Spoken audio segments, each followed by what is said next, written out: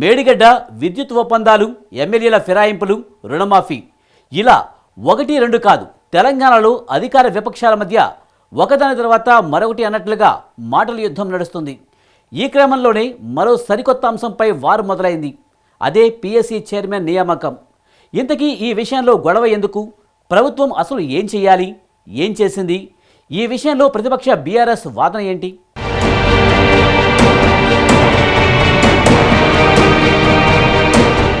తెలంగాణ రాజకీయాల్లో మరో అంశంపై ఇప్పుడు పొలిటికల్ గా రగడ మొదలైంది. అదే ప్రజాపద్దుల కమిటీ చైర్మన్, పిఎస్సి చైర్మన్ పదవి నియామకం.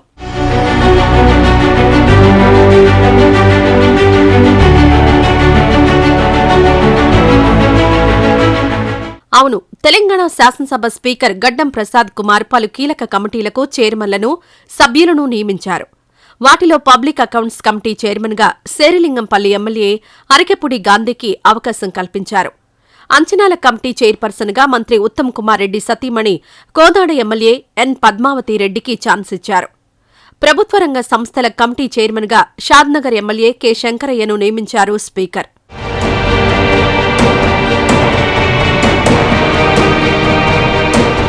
ఇతర నియామకాల విషయాల్లో ఇబ్బందులేవీ లేకపోయినా పిఎస్సి చైర్మన్ గా శేరిలింగంపల్లికి చెందిన ఎమ్మెల్యే అరకపూడి గాంధీని నియమించడంపైనే ప్రధాన ప్రతిపక్షం బీఆర్ఎస్ మండిపడుతోంది.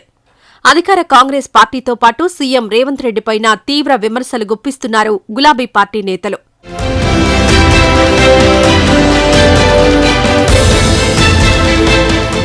వాస్తవానికి పిఎస్సి చైర్మన్ పదవి అనేది అత్యంత కీలకమైన పోస్ట్.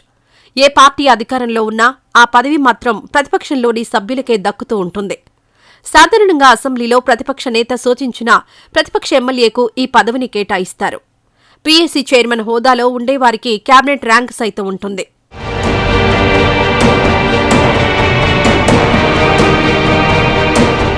ఇక విధుల పరంగా చూస్తే అసెంబ్లీలో పిఎస్సి పదవి చాలా కీలకం. ప్రభుత్వం ఖర్చు చేసే ప్రతి పైసాను ఈ కమిటీ క్షుణ్ణంగా పరిశీలిస్తుంది. ఆయా అంశాలపై అసెంబ్లీకి నివేదికలిస్తుంది. అందుకే పిఎస్సి పదవిని ఇటు అధికార పార్టీ, అటు ప్రతిపక్షం కూడా ఎంతో గౌరవిస్తూ ఉంటుంది.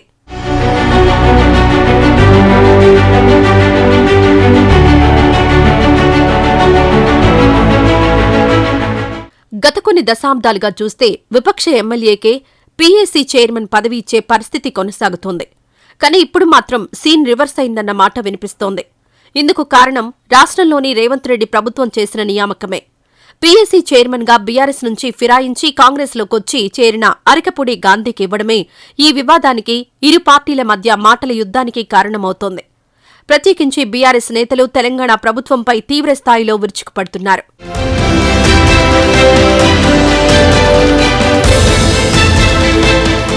రాజ్యాంగాన్ని కాంగ్రెస్ ప్రభుత్వం పట్టించుకోవడం లేదని ఆరోపించారు బీఆర్ఎస్ ఎమ్మెల్యే కేటీఆర్. ఫిరాయింపు ఎమ్మెల్యేకు పిఎస్సి చైర్మన్ పదవి ఇవ్వడం సిగ్గుచేటంటూ ఎక్స్ వేదికగా ట్వీట్ చేశారాయన. పార్టీ మారిన 3 ఎమ్మెల్యేల అనర్హత విషయంలో రాష్ట్ర హైకోర్టు తీర్పునిచ్చిన సమయంలోనే ఇలాంటి నిర్ణయం వెలువడ్డం దుర్మార్గమన్నారు.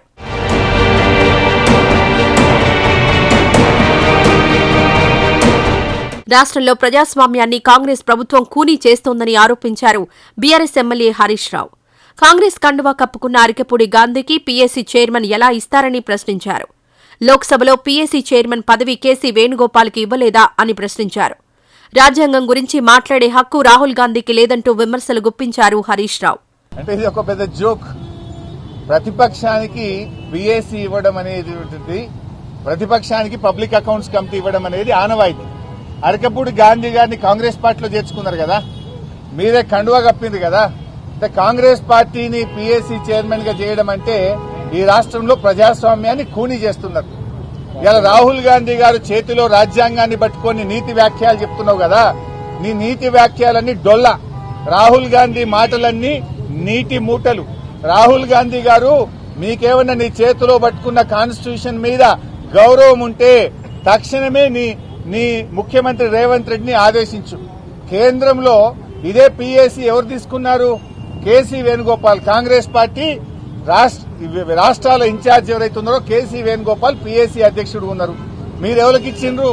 బీఆర్ఎస్ నుంచి కాంగ్రెస్ లో చేరినటువంటి అరకపూడి గాంధీకి పిఎస్సి ఇవ్వడం అంటే రాజ్యాంగాన్ని నిట్ట నిలువున పట్ట పగలు ఖూనీ చేయడం. ఇది రాజ్యాంగాన్ని పరిహాసం చేయడం. ఇవాళ రాహుల్ గాంధీ గారికి కాన్స్టిట్యూషన్ గురించి మాట్లాడే నైతిక హక్కే లేదుగా. ఈ విషయంలో రేవంత్ సర్కార్ వ్యూహాత్మకంగా వ్యవహరించిందన్న వాదన వినిపిస్తోంది. బీఆర్ఎస్ నుంచి వచ్చిన ఎమ్మెల్యే అరికపూడి గాంధీ కాంగ్రెస్ కండువా కప్పుకున్నారు కానీ ఇప్పటివరకు ఆయన రాజీనామాను స్పీకర్ ఆమోదించలేదు. పోనీ అనర్హత వేటేమైనా పడిందా అంటే అలాంటిదేమీ లేదు. ఆ రకంగా చూస్తే టెక్నికల్ గా అరికపూడి గాంధీ ఇంకా గులాబీ పార్టీ ఎమ్మెల్యే కిందే లెక్క. అందుకే సాంకేతికంగా ఎలాంటి ఇబ్బంది లేకుండా ప్రభుత్వ పెద్దలు జాగ్రత్త వహించారన్న ప్రచారం జరుగుతోంది.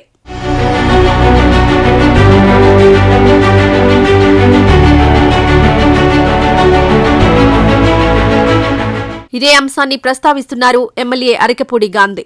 తాను ఇప్పటికీ టెక్నికల్ గా బీఆర్ఎస్ ఎమ్మెల్యేనేనని, అందుకే అవకాశం ఇచ్చారంటూ చెప్పుకొచ్చారాయన. ముఖ్యమంత్రి గారు, స్పీకర్ గారు, చైర్మన్ గారు వచ్చిన అప్లికేషన్లో ఒక పెద్ద కాన్స్టిట్యున్సీకి ఇవ్వాలి, ప్రతిపక్షం నుంచి పాజిటివ్గా న్యూట్రల్గా అభివృద్ధి ధ్యేయంగా ముందుకు పోతున్నటువంటి మనిషి అనే ఉద్దేశంతో ముఖ్యమంత్రి గారు నాకు ఇచ్చారు. స్పీకర్ గారు నన్ను సెలెక్ట్ చేశారు. దానికి గౌరవిస్తాం.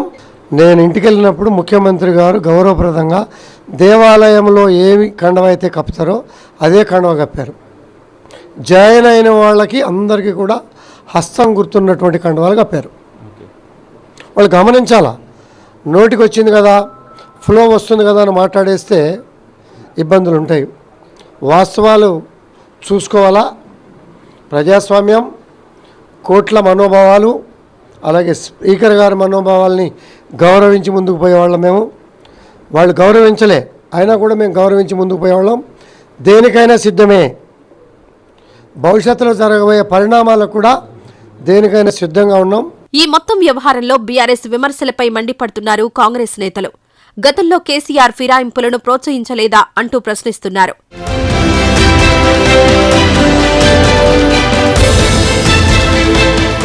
మొత్తంగా చూస్తే ఇప్పటికే ఎమ్మెల్యేల ఫిరాయింపులపై బీఆర్ఎస్ నేతలు హైకోర్టును ఆశ్రయించారు. ఇదే విధంగా పీఏసీ చైర్మన్ నియామక విషయంలో ఎలాంటి అడుగు వేయబోతున్నారు, న్యాయస్థానాల తలుపు తట్టే అవకాశాలేమైనా ఉన్నాయా అన్న ప్రశ్నలు ఇప్పుడు తలెత్తుతున్నాయి.